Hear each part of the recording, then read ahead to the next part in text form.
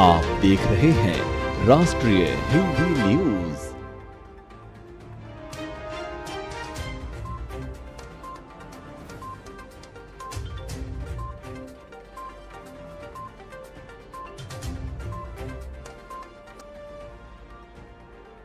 नमस्कार, बहुत बहुत स्वागत है आपका राष्ट्रीय हिंदी न्यूज में और मैं हूं इस वक्त आपके साथ वर्षा शर्मा। चलिए रुक करते हैं आज की खास खबरों का।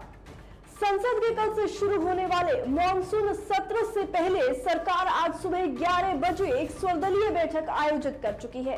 इस बैठक में संसद के दोनों सदनों में ज्यादा से ज्यादा कामकाज करने के लिए रणनीति तैयार करने के साथ साथ उसके दौरान विपक्ष की चिंताओं को दूर करने के बारे में चर्चा हुई। संसदीय कार्य मंत्री प्रहलाद जोशी ने ये बैठक बुलाई है। इसमें प्रधानमंत्री नरेंद्र मोदी सहित सभी दलों के सदन के नेताओं के शामिल होने की संभावना थी और वो शामिल हुए भी। सर्वदलीय बैठक का एजेंडा उन विषयों पर चर्चा करना था जिन मुद्दों पर विपक्ष संसद के सत्र के दौरान चर्चा करना रहेगा। संसद के इस मॉनसून सत्र महत्व बहुत ज्यादा है क्योंकि इस सत्र में राष्ट्रपति और उपराष्ट्रपति का चुनाव होने वाला है। राष्ट्रपति का चुनाव 18 जुलाई को होगा, जबकि उपराष्ट्रपति का चुनाव 6 अगस्त को होने वाला है। मौजूदा राष्ट्रपति रामनाथ कोविंद का कार्यकाल 24 जुलाई को खत्म होने जा रहा है, जबकि उपराष्ट्रपति एम वेंकैया नायडू का उम्मीदवार जो घोषित करने वाले हैं। एनडीए ने जो उपराष्ट्रपति पद की जो उम्मीदवारी घोषित कर दी है, राज्यपाल जगदीप धनखड़ को उन्होंने उपराष्ट्रपति की उम्मीदवारी के लिए उनका नाम घोषित किया है। विपक्ष भी अपने उपराष्ट्रपति पद के उम्मीदवार पर फैसला करने के लिए बाद में अपनी एक बैठक आयोजित कर सकता है। उम्मीद है कि मानसून सत्र के दौरान विपक्ष सेनाओं के लिए नई अग्निपथ भर्ती योजना, बेरोजगारी और देश में लगातार बढ़ती महंगाई से जुड़े मुद्दों पर जो वार्ता हुई, जो चर्चाएं हुई, वो देश के हित में साबित हो सकती हैं। जबकि केंद्र सरकार संसद के मॉनसून सत्र के दौरान कई विधायकों को आगे बढ़ने की कोशिश करेंगे।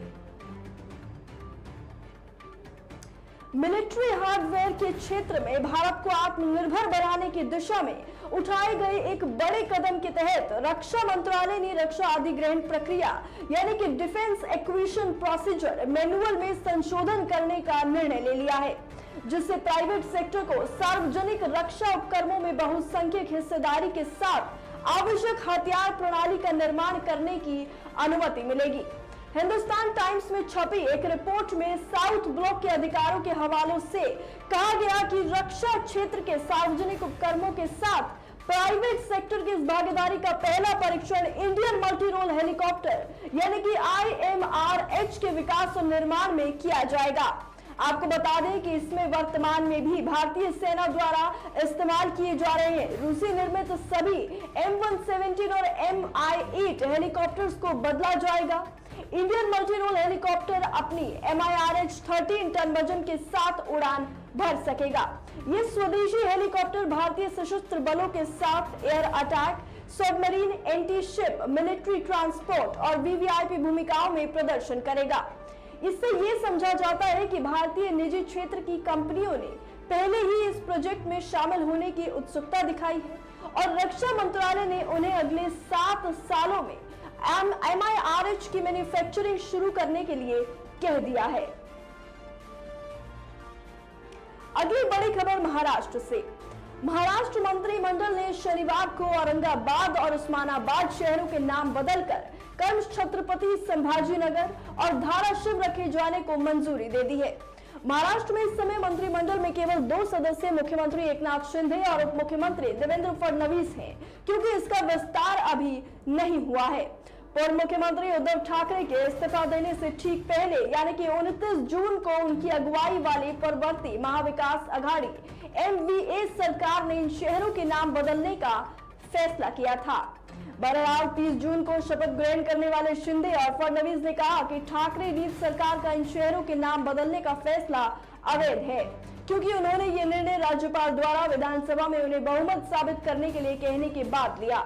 ठाकरे की अध्यक्षता में पिछले महीने हुई मंत्रिमंडल की बैठक के दौरान औरंगाबाद का नाम बदलकर संभाजी नगर करने का फैसला लिया, लेकिन शिंदे नीति सरकार ने शनिवार को इसके आगे छत्रपति जोड़ दिया। मुख्यमंत्री कार्यालय सीएमओ की ओर से जारी बयान में कहा गया कि ठाकरे की अध्यक्षता में हुई यानी कि 29 जून की मंत्रिमंडल की बैठक के कार्य विवरण को शिंदे की नेतृत्व वाली नई सरकार ने शनिवार को हुई मंत्रिमंडल की बैठक में मंजूरी दे दी है। चलिए बढ़ेंगे अगली खबर की ओर। कृषि मंत्री नरेंद्र सिंह तोमर ने कहा कि बीते 8 सालों में लाखों किसानों की आय दोगुनी हो गई है और इसका श्रेय केंद्र और राज्य सरकारों, वैज्ञानिकों और कृषक समुदाय के हर ओर से किए गए प्रयासों को जाता है। भारतीय कृषि अनुसंधान परिषद यानी कि ICAR द्वारा तैयार एक ई पुस्तिका भी तोमर ने जारी की। आपको बता दें कि इस पुस्तिका में 75,000 ऐसे किसानों की सफलता की कहानियां हैं जिनकी आय बीते 8 सालों में दोगुनी या उससे ज्यादा हो गई है। इन्होंने कहा कि इन किसानों की आय में कुल वृद्धि 125.44% से 71.69% के बीच रही। सरकार ने किसानों की आय 2022 तक दोगुनी करने का महत्वाकांक्षी लक्ष्य 2016 में तय किया था।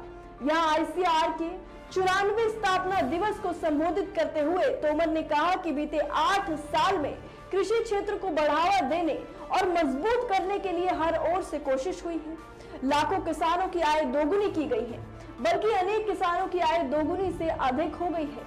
उन्होंने बताया कि इन लाखों किसानों में से ICAR ने पिछले साल 75,000 किसानों की पहचान की है और आजादी के अमृत महोत्सव के दौरान उनकी सफलता की कहानियों का सद्विजीकरण किया है, यानी कि उसका जिक्र उस पुस्तिका में किया गया है।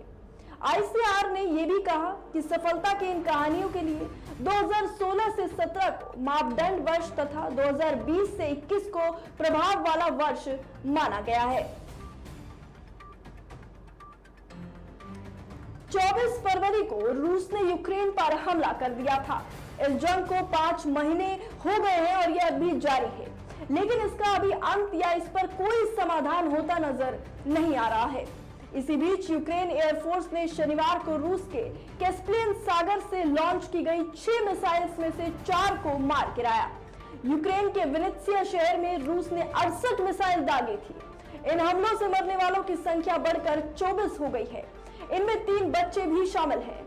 शुक्रवार को इस हमले में 23 लोगों के मारे जाने की खबर थी। वहीं शनिवार को अस्पताल में भर्ती एक और महिला की मौत हो गई। हमले में महिला का शरीर का 85% हिस्सा झुलस चुका था। इसके बाद इसे इलाज के लिए अस्पताल में फिलहाल विनिस्टीसिया के मिसाइल हमले में घायल 202 लोगों का इलाज अस्पताल में चल रहा है। इसमें से 80 लोग गंभीर रूप से घायल हैं। रूस के रक्षा मंत्रालय ने बताया कि रक्षा मंत्री सर्गेई शोइगु ने सभी क्षेत्रों में सैन्य कार्रवाई तेज करने का निर्देश दिया, जिससे कीव को डोनबास और अन्य रिहायशी इलाकों पर रॉकेट और तोपों से हमला करने से रोका जा सके।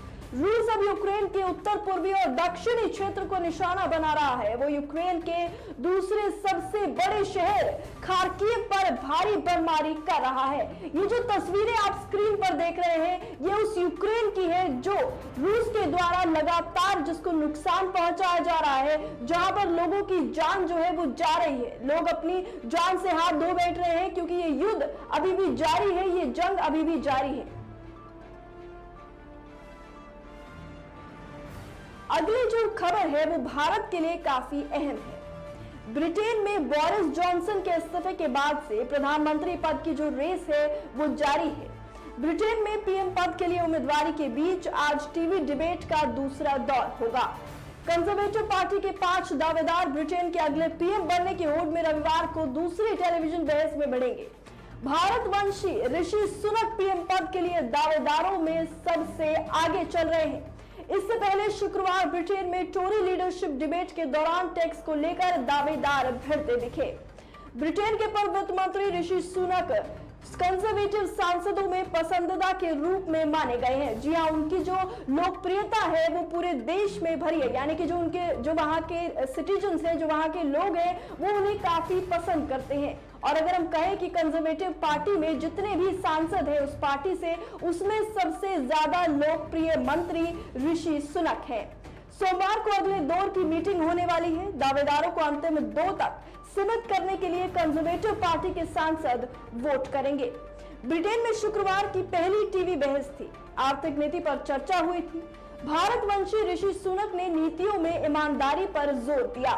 भारतीय मूल पूर्व वित्त मंत्री सुनक की विदेश मंत्री लिज इसके साथ भिड़ंत हो गई। लिज ने दावा किया कि पीएम बनने पर वो पहले दिन ही टैक्स में कटौती का फैसला कर देंगे। भारतवंशी ऋषि सुनक ने तुरंत कटौती के बजाय हालात के हिसाब से आर्थिक योजनाएं लागू करने को लेकर अपनी बात कही। सुनक ने कहा कि महंगाई से बाहर निकलने के लिए उधार लेना ये कोई योजना नहीं हो सकती, ये बस एक परिकथा है, ये सिर्फ एक झूठा वादा है जो लोगों को दिखाया जाता है, एक ऐसा सपना जो लोगों को दिखाया जाता है, यानी कि उनका वोट बैंक उससे भर सके। केमी बेडेनॉच और टॉम दुहेंत ने कुछ दूसरे मसलों पर अपने विचार रखे, लेकिन ये बात तो साफ है कि सब जो दावेदार हैं वो अपने वादे कर रहे हैं, लोगों को ऐसे सपने दिखा रहे हैं जो शायद पूरे ना हो सके। लेकिन वहीं पे दूसरी तरफ जो भारतवंशी है ऋषि सुनक जो है वो लगातार लोगों को ये समझाने की कोशिश कर रहे हैं कि हम आर्थिक दौर जो है, जो उचित उपाय है, जो स्थिति में अच्छा कदम है, जो देश के हित में है, हम वो लेंगे और जो उनकी लोकप्रियता है वो ऐसे ही बरकरार रहेगी। अगली बड़ी खबर उत्तर प्रदेश से। उत्तर प्रदेश की योगी आदित्यनाथ सरकार ने रविवार सुबह भारतीय पुलिस सेवा आईपीएस के 10 अफसरों का तबादला कर दिया। इनमें से एक को भी प्रतीक्षा में रखा गया है। वहीं शासन ने 5 आईएएस अधिकारियों के भी तबादले किए हैं। चित्रकूट के जिला अधिकारी शुभांत कुमार शुक्ला अब कन्नौज के डीएम होंगे। बरेली के नगर आयुक्त अभिषेक आनंद को चित्रकूट का डीएम बनाया गया है। कन्नौज जिले में सांप्रदायिक माहौल बिगड़ने के 3 बार कोशिश हुई, जिसमें अभी तक किसी एक की भी गिरफ्तारी नहीं हो सकी। प्रदेश सरकार ने इसे नाकामी मानते हुए जिला अधिकारी राकेश कुमार मिश्र और पुलिस अधीक्षक राजेश कुमार श्रीवास्तव को हटा दिया है। योगी आदित्यनाथ सरकार ने आईपीएस राजेश कुमार श्रीवास्तव को कन्नौज पुलिस अधीक्षक के पद से हटाकर प्रतीक्षा श्रेणी में डाल दिया है। हम इन तबादलों से ये तो अंदाजा लगा ही सकते हैं, ये कयास जो लगाए जा रहे हैं, और ये कहीं ना कहीं सच है कि जो योगी आदित्यनाथ है, जो योगी सरकार है, वो लगातार कड़े पुख्ता इंतजाम कर रही है और कड़ी कार्रवाई कर रही है और लगातार वो एक्शन में है ताकि कार्रवाई में किसी भी तरह की ढील ना हो। भारत इंग्लैंड के बीच टेस्ट और T20 सीरीज के बाद वनडे सीरीज में भी विराट कोहली फ्लॉप रहे। पिछले करीब 2.5 साल से उनके साथ क्रिकेट के हर फॉर्मेट में यही सिलसिला चलता रहा है। उन्होंने आखिरी बार नवंबर 2019 में शतक लगाया था। विराट की लगातार खराब बल्लेबाजी को लेकर पूर्व और वर्तमान खिलाड़ियों की ओर से बयान आते रहे। अब इंग्लैंड के पूर्व क्रिकेटर केविन पीटरसन ने उनके लिए पोस्ट किया है। उन्होंने विराट के सपोर्ट में ट्वीट किया। केविन पीटरसन ने विराट कोहली के साथ अपनी फोटो शेयर करते हुए लिखा कि आप आगे बढ़ते रहिए, लोग तो सिर्फ इस चीज का सपना ही देख सकते हैं जो आप क्रिकेट में हासिल कर चुके हैं, और ये सपना देखने में क्रिकेट के कई बड़े खिलाड़ी शामिल हैं। विराट कोहली साल 2019 तक 2 दमदार फॉर्म में थे, लेकिन इसके बाद उनका जो लगातार है, जो ग्राफ है उनका, वो लगातार नीचे गिरा है। साल 2020 से अब तक क्रिकेट के तीनों फॉर्मेट में वो फ्लॉप रहे हैं।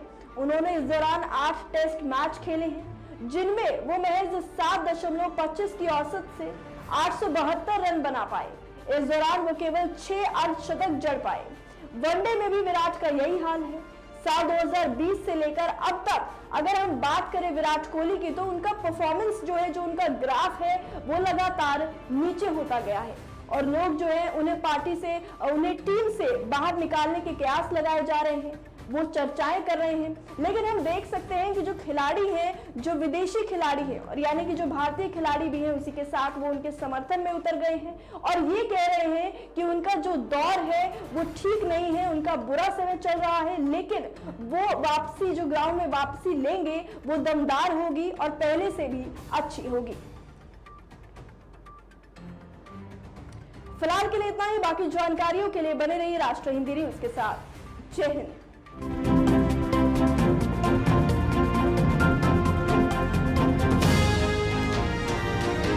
आप देख रहे हैं राष्ट्रीय हिंदी न्यूज।